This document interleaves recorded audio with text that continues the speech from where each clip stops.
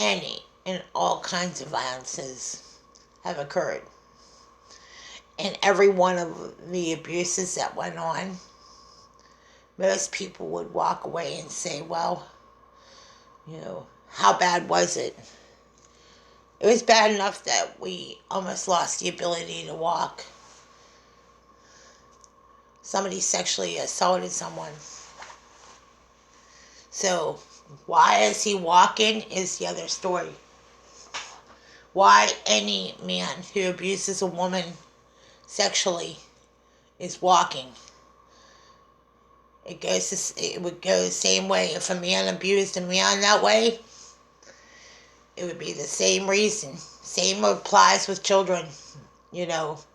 How my abusers are walking and going to work and as if nothing happened.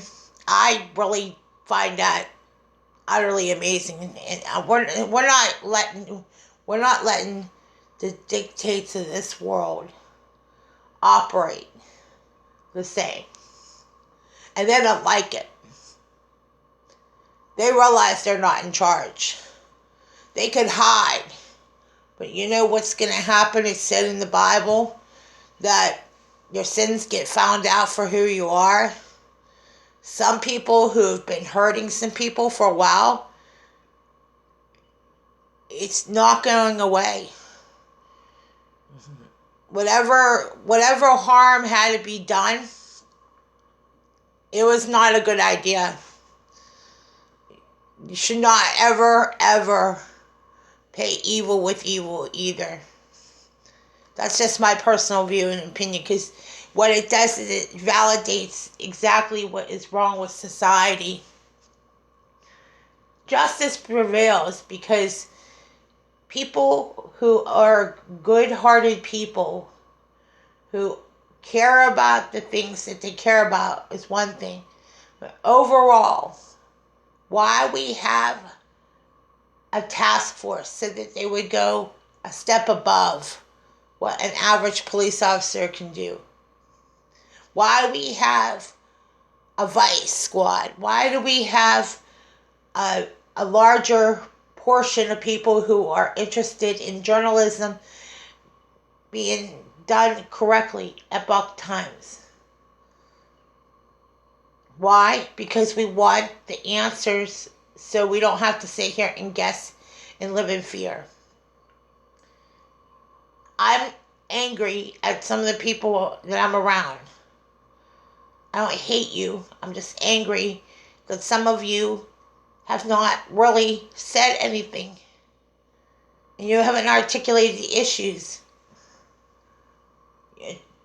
Anytime you hear about a virus that has killed that many people, that, to me, there's one or two things going on. And when you said China, this is President Trump. When you say China and that they hate America that much, and then you have these other people that are sitting there saying, oh, no. I mean, China hates America. They've been up against America the whole time. It kind of reminds me of Gog and Magog. The story told in Gog and Magog, it's very familiar. So when you hear your enemies attacking you and your family's having problems, or, your enemies have a way of attacking, foreign or domestic, our flag, when we gave an oath, to protect our flag, this land, our people, and that is the oath that we were given, and that's what it is to be an oath keeper. It means meaning what you say. Some of you men and women do not understand what an oath is. It's a very serious decision to make when you take yourself or your children to go down to register or sign up to volunteer for the U.S. military. I did it. What it is to really be an oath keeper, ask everybody that's ever given an oath. There's some things you just swear by, and that's it. That's the story that you need to hear. So, that China virus that's going around, and all these people, flopping their jaws, they're getting a check. Check this out. Some of you never Trumpers, you're going to get a check in the mail. You're going to get a check for $1,200 and you're going to spend it, right? Or you're going to be nice enough to give it away because you don't. All you people that don't like President Trump, why don't you give the check back because you don't like him so much? Because he's so bad to you, right? We'll hear you complaining when you're shopping and putting gas in your car and, you're buying your favorite underwear. You know what I mean? You people that love to insult people, we sat there and listened to the insults too.